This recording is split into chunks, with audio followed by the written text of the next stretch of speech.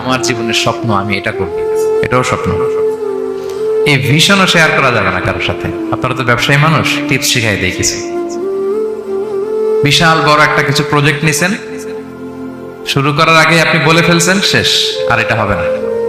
দেখবেন যে এখান থেকে কনস্পিরেসি, ওইখান থেকে শত্রুতা, ওইদিকে এটা করছে ওইটা করছে, আপনি আর আগাতেই পারবেন না। দুঃখজনক হলেও সত্য, আমরা বাংলাদেশিরা তো এগুলোতে অভ্যস্ত। সবার মধ্যে কম বেশি জেলাসি কাজ করে ন্যাচারালি, আমাদের বাংলাদেশিদের এটা আরো বেশি। আমি আমার প্রায় আলোচনাতে বলি যে আমাদের জাতীয় খেলা হাডুডু হওয়ার কারণ হচ্ছে এই খেলার ধরনটাই এমন, একজন সামনে যেতে চায়, 10 জন পা ধরে পিছনে টানতে চায়। তো একটা গল্প শুনেছিলাম এরকম, যে এক লোক জাহান্নাম ভিজিট করতে গেছে। এক এক দেশের লোকদের জন্য এক এক জাহান্নাম, প্রত্যেক জাহান্নামের উপর একজন রক্ষী ফেরেশতা। তো দেখতেছে একটা জাহান্নামের আশেপাশে কোনো রক্ষী ফেরেশতা নেই। তো বললো যে সব জাহান্নামের উপরে রক্ষী ফেরেশতা যাতে বেরোতে না পারে কেউ, এই জাহান্নামের কোনো রক্ষী ফেরেশতা নাই কেন? এটা কোন দেশের? বলতেছে এটা বাংলাদেশের জাহান্নাম। কেউ যদি কোন রকম বের হইতে চায়, বাকিরা টেনে আবার ঢুকায় ফেলবে, বেরোয়া যাবে না এখান থেকে।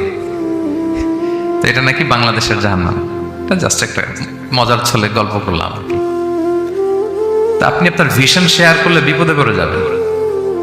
আপনি প্রপার হোমওয়ার্ক করবেন, গ্রাউন্ড ওয়ার্ক করবেন, কাউন্সিলিং করবেন, প্রজেক্ট দাঁড় করাবেন, লঞ্চিং প্রোগ্রামের দিন